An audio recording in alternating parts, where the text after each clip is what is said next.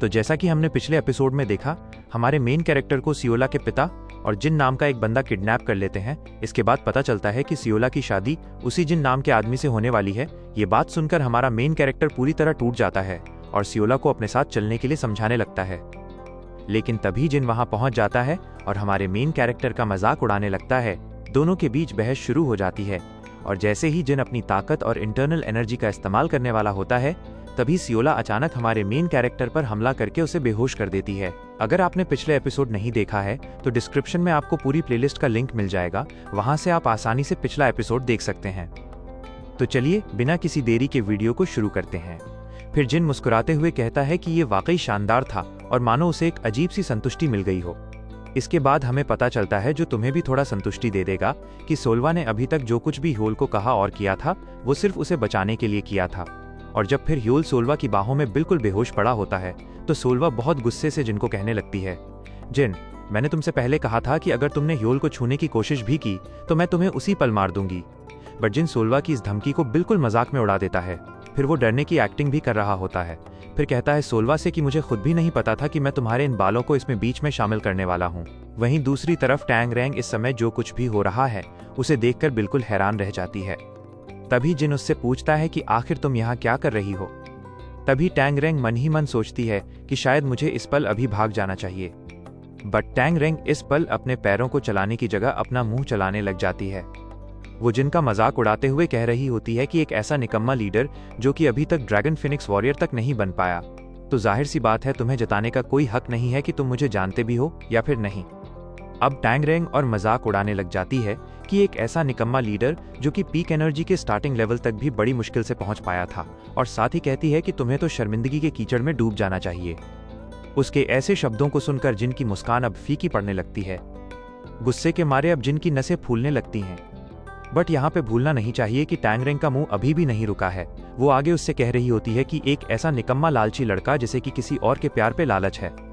फिर Tang wrong अचानक से ही अपना एक लिपटा हुआ हथियार निकालती है। फिर 2 कदम पीछे हटने के बाद कहती है उन लोगों से कि इस बारे में क्या ख्याल है। लेकिन इससे पहले कि वो उसे फेंक पाती, पीछे से कोई इसका हाथ पकड़ लेता है और उसे कहता है कि बच्चों के खेलने का समय अब खत्म हो चुका है। अब जिस आदमी ने टैंग रैंग का हाथ पकड़ा था ये और कोई नहीं बल्कि पेन क्लैन के मुखिया पेन यून है, और साथ ही जिनके चाचा भी। फिर पेन यून फिलहाल के लिए जिनको अपनी एनर्जी बचाने के लिए कहता है, क्योंकि वैसे भी कल के लिए उसे बहुत एनर्जी की जरूरत होगी। फिर पेन यून टैंग रैंग को भी ये सब बंद करने के लिए कहता है। जिन अपने चाचा की इस बात से सहमत हो जाता है। बट फिर अचानक से जिन बहुत ही अजीब सी मुस्कान के साथ ह्योल की ओर मुड़ता है। फिर सोल्वा टैंग रैंग का नाम पुकार के उससे कहती है कि टैंग रैंग, अब तो तुम्हें अपनी औकात समझ लेनी चाहिए और अपनी क्षमता के अनुसार ही काम करना चाहिए।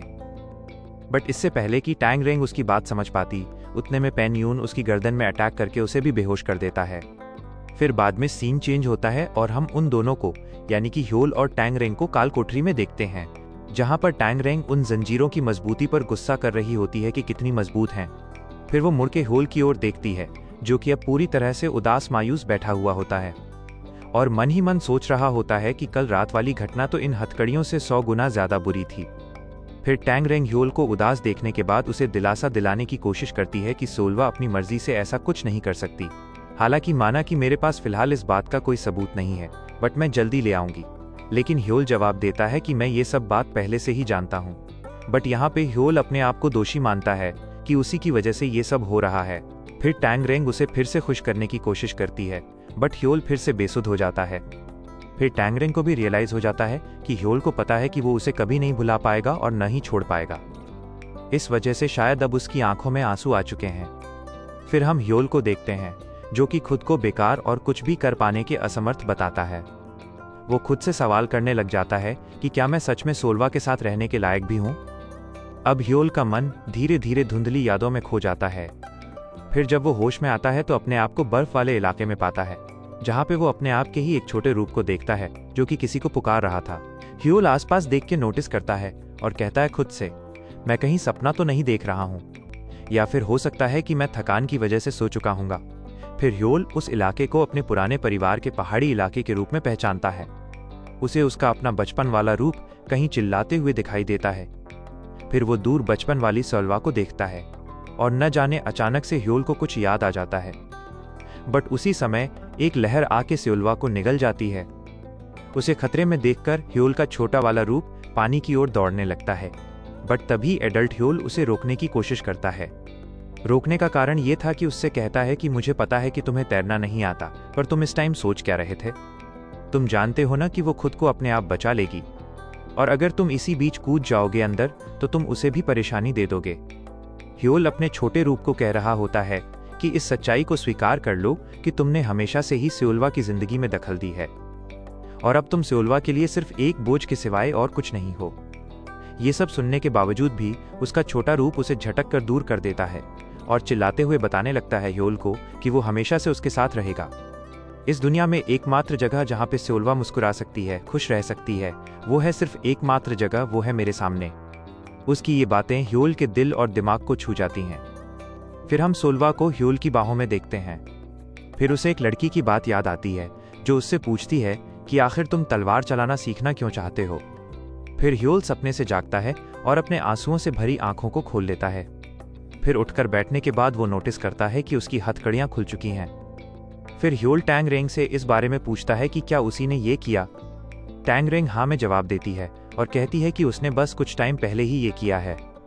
ह्योल पूछता है कि तुम्हें याद है कि सियोल्वा ने कल रात को क्या कहा था। टैंग रेंग जवाब देती है कि सियोल्वा ने कल रात को कहा था कुछ कि अपनी क्षमता पर ध्यान दो। बट टैंग रेंग कहती है कि मुझे इस बात में शक और अजीब इसलिए लग रहा है क्योंकि सियोल्वा ने पहली बार मेरा नाम पुकारा है। टैंग रेंग बताती है कि अगर उन्हें इस कबीले की कोई खास कला सीखने का मौका मिले तो वो इन लोगों की इलाज करने की कला होगी। फिर टैंग रेंग उसके सीने की ओर इशारा करते हुए उससे कहती है कि जब तुम सो रहे थे तो मैंने तुम्हारी पल्स चेक की थी, पर वहां पे मैंने कुछ महसूस किया है, मानो तुम्हारे दिल के पास एक एकांत नाम का कोई जहर है। हालांकि आमतौर पर यह जहर शैतानी हरकतें करने वाले लोगों का अपने बंधकों को वश में करने के लिए इस्तेमाल की जाने वाली चीज है।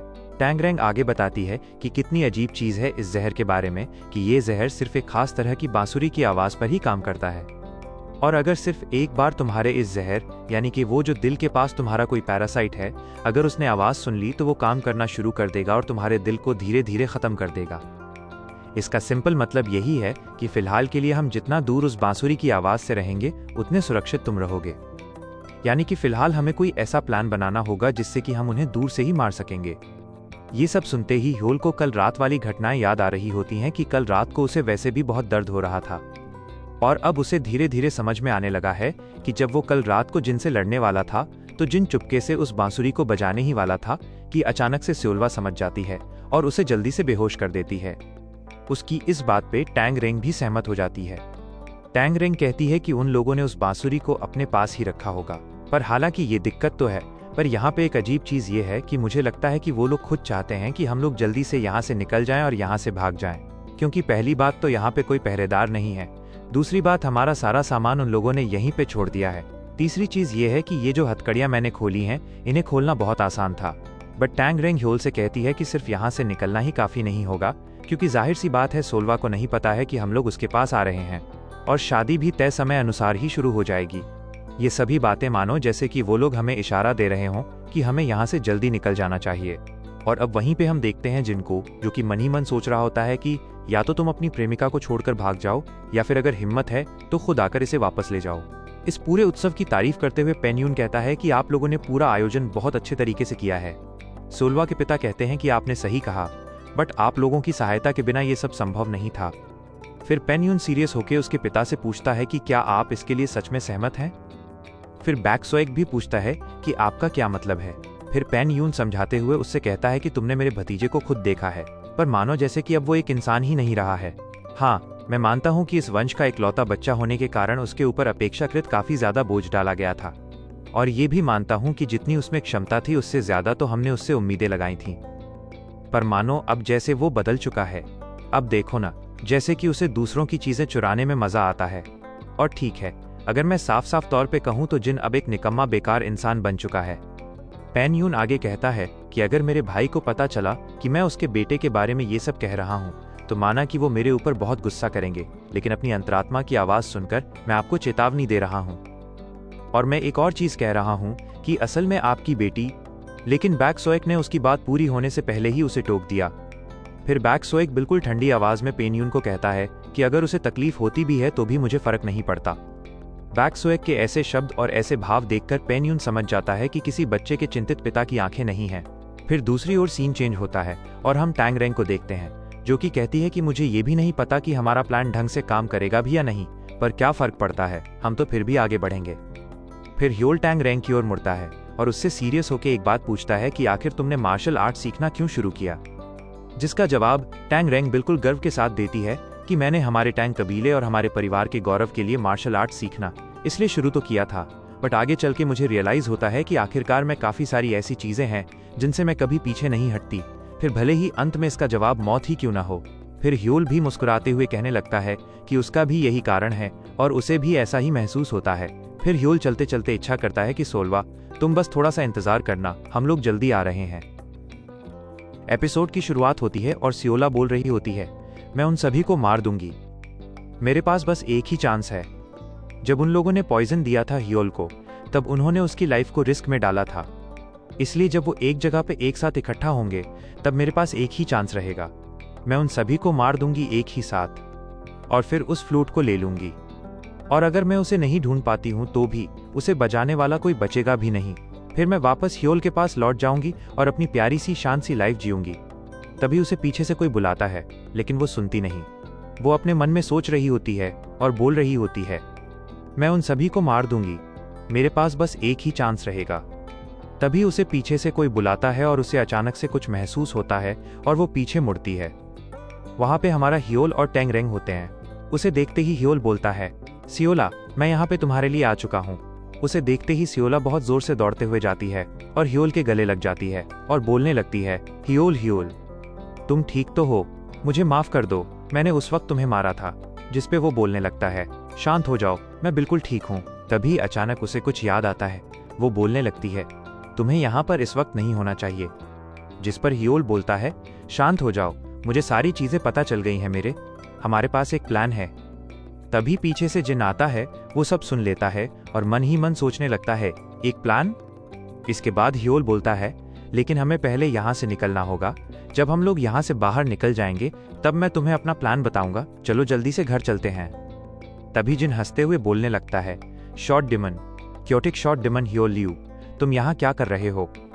क्या तुम किसी और की होने वाली पत्नी को उसी की शादी के दिन यहाँ से ले जाने आए हो? भले ही तुम अनऑर्थोडॉक्स सेक्ट से हो, फिर भी तुम्हें इतना तो पता होना चाहिए कि ऐसा नहीं करते, तुम्हें शर्म आनी चाहिए।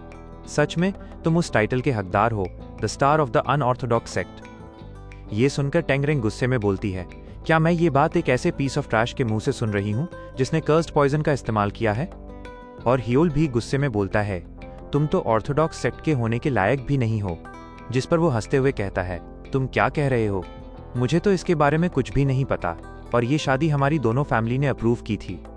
लेकिन अगर तुम में दम है तो एक ट्रू मार्शल आर्टिस्ट की तरह मुझसे डुअल करो और फिर सियोला को जीत कर दिखाओ। वो आगे बोलता है, यहीं और अभी हम दोनों के बीच डुअल होगा, जो जीतेगा वही the sword of the sun and moon का हकदार होगा और यहाँ मौजूद सभी लोग इसके गवाह रहेंगे। लेकिन मन ही मन वो सोच रहा होता है, सियोला के पिता ने मुझे पहले ही क्योटिक शॉर्ट डिमन के बारे में सब कुछ बता दिया है। वो बस नाम का फाइटर है, उसके बारे में जितनी भी बातें फैली हैं सब अफवाह हैं, वो तो इंटरनल एनर्जी का इस्तेमाल भी नहीं कर सकता। तभी हमारा मेन कैरेक्टर धीरे धीरे बोलता है, क्या तुम सियोला के लिए डुअल करना चाहते हो? जिस पर वो जवाब देता है, अगर तुमने मना कर दिया तो मैं समझ जाऊंगा कि तुम सिर्फ एक कायर हो और सियोला को जीतने लायक नहीं हो। और पॉइजन की चिंता मत करो, मैं उसका इस्तेमाल बिल्कुल नहीं करूंगा। तो क्या तुम ये चैलेंज एक्सेप्ट करते हो? तभी दिखाया जाता है कि वो अभी भी बड़बड़ा रहा होता है, लेकिन हमारा मेन कैरेक्टर अचानक एक जोरदार मुक्का उसके मुंह पर मार देता है और बोलता है, तुम क्या सोच रहे हो? क्या सियोला कोई प्राइज है? वो कोई चीज नहीं है जिसे तुम गैम्बल कर सको, वो एक जीती जागती इंसान है। टैंग रैंग भी तुरंत बोलती है, हाँ बिल्कुल, the sword of the sun and moon पहले से ही हमारी है। और ह्योल बोलता है, तुम्हें किसने परमिशन दी कि तुम इसे बेड पर लगा सको? तभी कुछ देर पहले का सीन दिखाया जाता है। टैंग रैंग हैरान होकर बोलती है, क्या? जिस पर हमारा मेन कैरेक्टर कहता है, अच्छा, वो पॉइजन तभी ट्रिगर होता है ना जब वो बांसुरी की आवाज सुनता है, लेकिन अगर हम किसी दूसरी आवाज से उसे दबा दें तो? वो पूछती है, क्या हमारी दोनों की आवाज इतनी तेज होगी कि उसे दबा सके? मेन कैरेक्टर बोलता है, लेकिन अगर हमारे पास पूरी गाने वाली टीम हो तो? इसके बाद वापस अभी का सीन दिखाया जाता है। अचानक पीछे से सियोला के पिता और उनके साथ वाला आदमी आ जाते हैं। वो बांसुरी बजाने लगता है और बोलता है, बस बहुत हो गया, अब यहीं पर तुम मर जाओ। तभी सियोला जंप करके अटैक करने जाती है। उसके पिता बोलते हैं, क्या मजाक चल रहा है? क्या तुम्हें लगता है कि मेरे पास कोई गार्ड नहीं है? जिस पर सियोला बोलती है, क्या तुम डर चुके हो? फिर वो अपना परिचय देते हुए कहती है, मेरा नाम सियोला है और मैं क्योटिक शॉर्ट डिमन की सबसे लॉयल राइट हैंड हूँ। इतना कहकर वो धमाका कर देती है और बोलती है, मैं यहाँ तुम जैसे किडनैपर को सजा देने आई हूँ जिसने सन एंड मून स्वॉर्ड को किडनैप किया था। चारों तरफ धमाका होने लगता है। वो आदमी चिल्लाकर बोलता है, रुक जाओ, ये यहाँ पर ब्लास्ट कर रही है। उसी धमाके की आवाज से हमारे मेन कैरेक्टर का दर्द कम होने लगता है।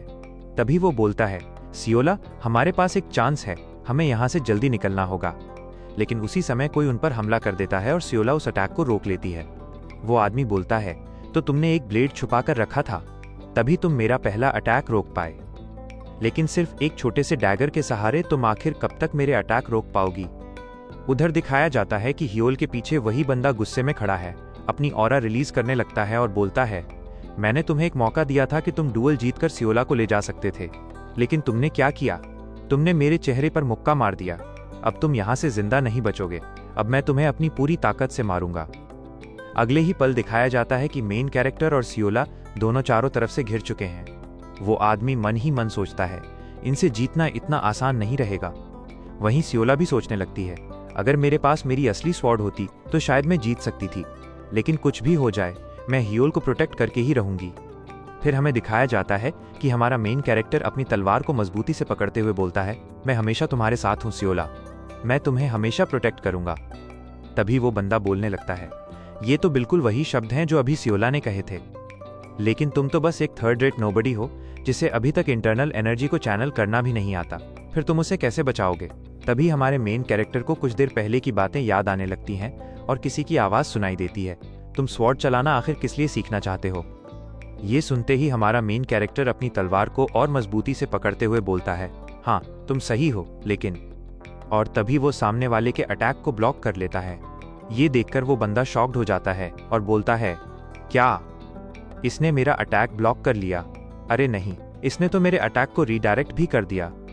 तभी हमारा मेन कैरेक्टर बोलने लगता है, तुमने मेरे बारे में जो कुछ भी कहा शायद वो सब सही हो, लेकिन मैं जिससे भी प्यार करता हूँ उसे प्रोटेक्ट करने के लिए कुछ भी कर सकता हूँ। इसका मतलब मैं पूरी तरह यूजलेस नहीं हूँ। और यहीं पर यह एपिसोड खत्म हो जाता है। तो आपको कैसा लगा ये एपिसोड? हमें कमेंट करके जरूर बताना। मिलते हैं अगली वीडियो में, तब तक के लिए बाय बाय, सायोनारा।